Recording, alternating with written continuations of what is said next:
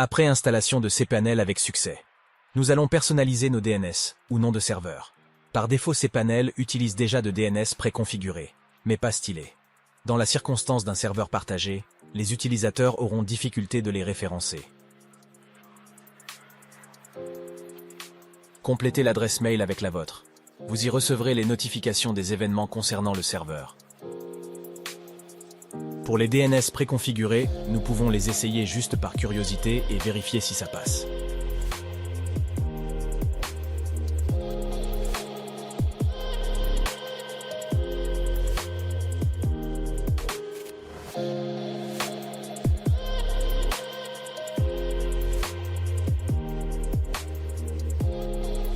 Nous sommes dans le bon, ça renvoie aussi au serveur. Ne nous éloignons pas trop de notre objectif. L'objectif est de personnaliser nos DNS en NS1 et NS2. Sans pour autant tarder, allez-y dans votre espace client, ou chez votre registrar si le nom de domaine n'est pas avec NitroHost.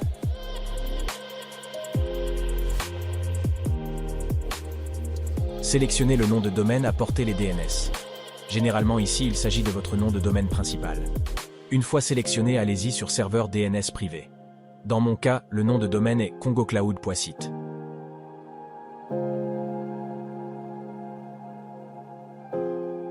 Au niveau de serveur de nom, placez-y un préfixe qui vous convient. NS, 1 ou DNS30, peu importe. Il n'y a pas trop d'exigences ici. C'est presque un sous-domaine. Pour la case adresse IP, il s'agit de l'adresse IP de votre serveur. Votre hébergeur doit vous fournir déjà l'adresse IP.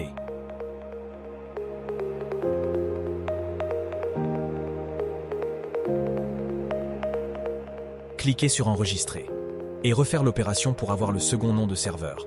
Votre serveur fonctionne avec 2 au minimum. Le second doit être différent du premier. Prenez par exemple NS2.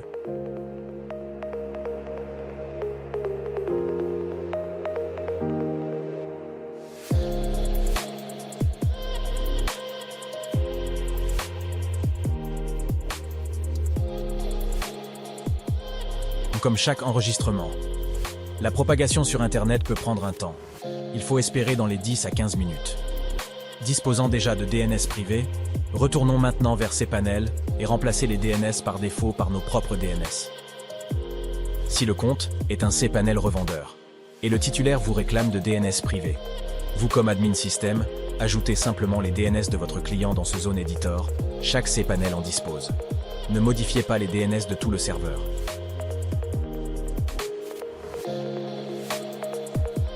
Malgré toutes nos configurations, nos DNS n'ont pas encore des A-records dans le serveur. Internet ne peut pas parvenir à les associer avec notre serveur. Ça sera la dernière étape pour les rendre opérationnels. Allez-y sur Customize Name Server. Si vous ne voyez pas l'option, allez-y dans la barre de recherche de votre DBHM.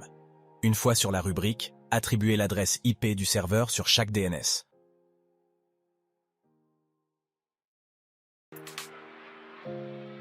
Comme signalé précédemment, un compte cPanel revendeur n'a pas besoin de cette étape.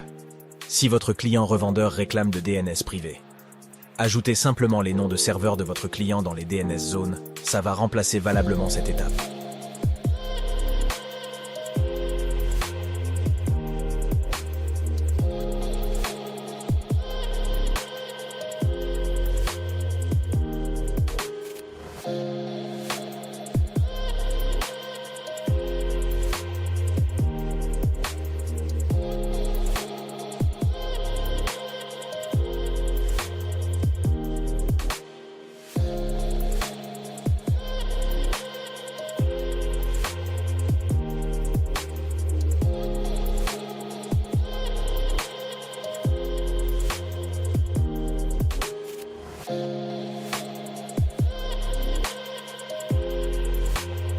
Dans notre prochaine vidéo, nous allons voir comment personnaliser le hostname. Souscrivez sur la chaîne pour être notifié. Recommandez aussi nos services aux amis.